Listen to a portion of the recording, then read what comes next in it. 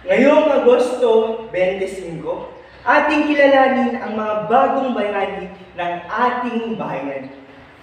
Ayon kay Amado A. Hernandez, sa kanyang librong Ang Mga Ibong Mandaragit, nakasaad dito na ang bawat bayani ay may kaukulang panahon kung paanong ang kapanahunan at mga pangyayaring umiiral ay lumilikha ng mga bayaning kailangan. Magandang umaga sa inyong lahat.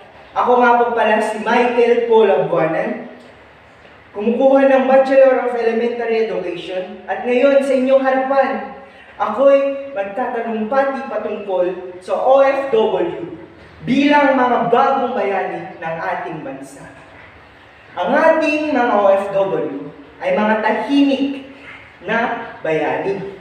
Araw-araw silang nagtatrabaho sa ibang bansa, malayo sa pamilya, sa kultura nilang nakasanayan, para lang makapagpadala ng suporta at pagmamahal sa kanilang mga mahal sa buhay.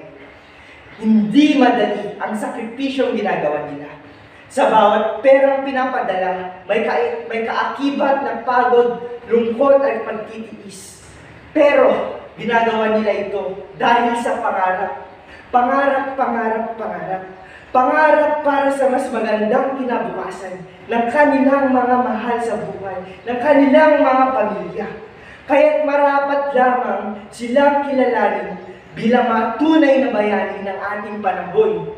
Mabuhay ang ating mga OFW!